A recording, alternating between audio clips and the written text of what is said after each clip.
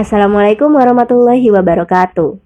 Di video perdana kali ini, Peapik akan mereview film yang disutradarai oleh Paul Hon pada tahun 2015. Film ini bercerita mengenai hubungan kakak dan adik yang dua-duanya beautiful seperti saya.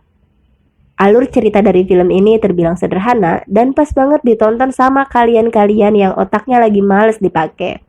Walaupun emang sebenarnya nggak pernah dipakai. Oke, cus, kita langsung aja masuk ke alur ceritanya. Cerita ini diawali dari Cleo yang diperankan oleh Rowan Blackheart dan kakaknya Molly yang diperankan oleh Paris. Cleo merupakan murid yang tidak pandai bergaul dan sering dianggap tidak ada oleh orang lain. Namun si Cleo ini pintar. Nah, berkebalikannya, kalau si Molly merupakan murid yang uhuy enciki priu. Bisa dikatakan Molly adalah murid yang hits tapi nggak pinter-pinter amat alias bego. Kita beralih ke dalam kelas. Ketika kelas sudah selesai, Mr. Perkins yang merupakan guru sains menghampiri Cleo yang sedang asik mendengarkan lagu Aku Bukan Boneka. Kemudian Mr. Perkins memberikan nilai yang didapat Cleo. Dan seperti biasanya, Cleo mendapatkan nilai yang sempurna. Wow! Kemudian Mr. Perkins membicarakan proyek semester yang diajukan oleh Cleo. Di sini Cleo mengajukan proyek yaitu merubah pepaya menjadi baterai. Emang beda ya gabutnya orang-orang pinter sama saya. Kalau saya itu cuma rebahan gabutnya. Yang akhirnya proyek tersebut ditolak ya iyalah. Mr. Perkins mengatakan bahwa Cleo harus melakukan sesuatu yang menantang dan relevan. Seperti transformasi. Do something relevant, maybe something to do with transformation. Setelah selesai berbicara dengan Mr. Perkins, Cleo berjalan bersama sahabatnya yaitu George di taman. Kemudian mereka dihampiri oleh Carter yang memiliki rambut seperti brokoli. By the way, Carter ini merupakan cowok yang ditaksir oleh si Cleo ini. Carter bertanya, apakah Cleo mau belajar bersama untuk mengerjakan proyek yang diberikan Mr. Perkins? Namun, Cleo merasa bahwa Carter sedang mempermainkannya. Karena Cleo ini merupakan murid yang sering diejek oleh siswa lainnya dan terlihat di belakangnya, teman-teman Carter sedang menatap ke arah mereka sambil tertawa. Akhirnya, Cleo menolak ajakan dari Carter. Kemudian Cleo dan Molly akhirnya pulang ke rumah. Dan sesampainya di rumah, ternyata orang tua mereka akan pergi ke suatu tempat dan meninggalkan mereka berdua.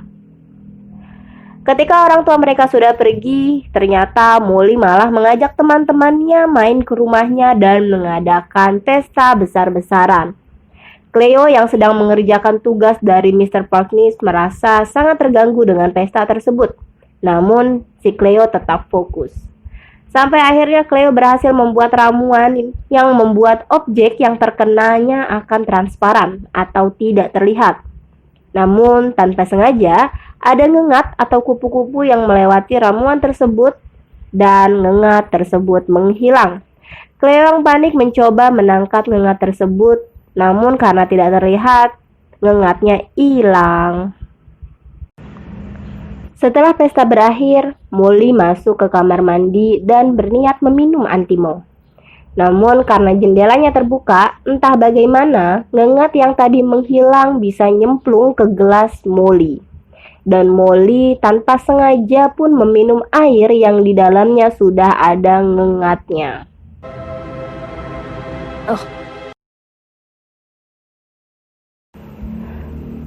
Scene berpindah ke pagi hari, di mana Molly histeris karena dia tidak bisa melihat dirinya di cermin. Ternyata itu adalah efek dari ngengat transparan yang dia minum tadi malam.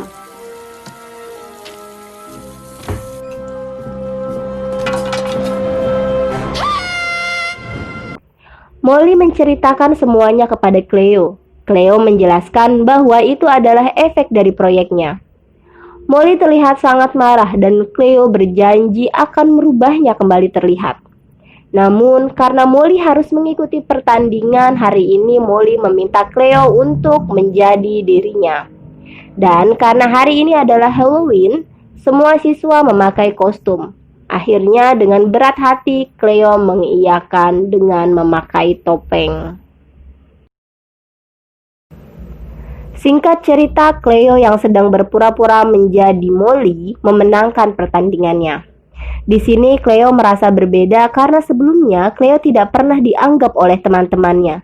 Namun ketika dia menjadi Molly, Cleo merasakan untuk pertama kalinya bahwa semua orang melihat dirinya. Di sisi lain, Molly merasa hampa karena dirinya ada, namun dia merasa tidak dianggap oleh siapapun.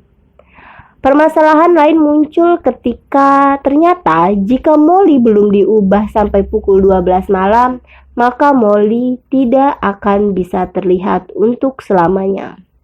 Cleo dan Molly dibantu oleh George berusaha semaksimal mungkin dan ketika pukul 12, ramuan baru yang telah diracik diminum oleh Molly. Dan akhirnya Molly kembali terlihat.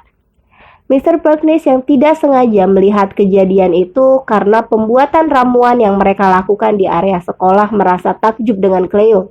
Dan proyeknya pun diterima. Setelah kejadian ini, hubungan Molly dan Cleo semakin dekat karena mereka mengerti bagaimana rasanya menjadi satu sama lain.